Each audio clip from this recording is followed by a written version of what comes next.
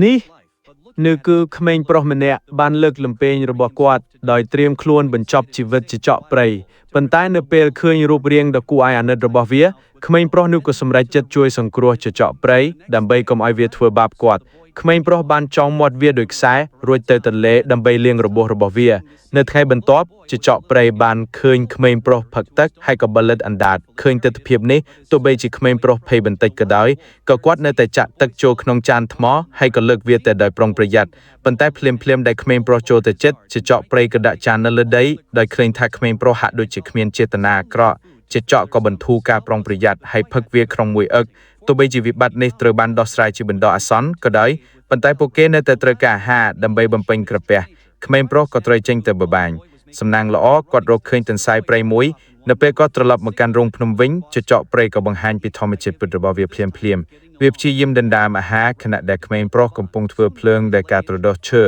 ក្មេងប្រុសបានរារាំងវាដោយចលនាមួយហើយបានបញ្ជាក់ថាគាត់ជាញ៉ាំបានតែអ្វីដែលខ្ញុំឲ្យអ្នកប៉ុណ្ណោះនៅជាមួយនឹងពេលវេលានៃការចោទសម្រុងគ្នានេះក៏បន្តិចម្ដងក៏បានបញ្ជាក់ចំណងមិត្តភាពរបួសជើងរបស់ក្មេងប្រុសក៏ជាសះស្បើយគាត់បានត្រៀមខ្លួនដើម្បីធ្វើដំណើរត្រឡប់ទៅផ្ទះវិញក្មេងប្រុសដែលអស់សង្ឃឹមក៏ត្រូវនាំវាទៅផ្ទះជាមួយគាត់ក្មេងប្រុសក៏បានដាក់ឈ្មោះឲ្យវាថា Alpha ដែលមានជំនួយពី Alpha ក្មេងប្រុសមិនដែលឃ្លានទៀតទេនៅពេលយប់គេង Alpha តែងតែនៅក្បែរគាត់ដើម្បីការពារគាត់នៅថ្ងៃបន្ទាប់ទំនាក់របស់ពួកគេកាន់តែជិតស្និទ្ធខ្លាំងណាស់អាកាសធាតុក៏កាន់តែជជែកភ្លាមនោះព្យុះព្រឹត្តដើម្បីរស់រានមានជីវិតក្មេងប្រុសនិង Alpha បានវាចូលទៅក្នុងរោងទឹកកកប៉ុន្តែអ្វីដែលពួកគេមិនដឹងនោះគឺខ្លាដងសាប៊ូដ៏សាហាវកំពុងលោតសម្ដៅទៅលើក្មេងប្រុសសំណាងល្អ Alpha បានឈរនៅពីមុខគាត់ទាន់ពេលវាត្រូវបានបោះចោលដោយខ្លាដងសាប៊ូយ៉ាងលឿននៅពេលដែលសំខាន់ក្មេងប្រុសបានបាញ់សម្លាប់ខ្លាដងសាប៊ូដោយព្រួញពេលឃើញ Alpha មានអារម្មណ៍សោកសៅខ្លាំងណាស់បន្ទាប់ពីការថែទាំយ៉ាងយកចិត្តទុកដាក់របស់ក្មេងប្រុសក៏បានជាសះស្បើយបន្តិចម្ដងទីបន្ទាប់មកពួកគេក៏បានដើរ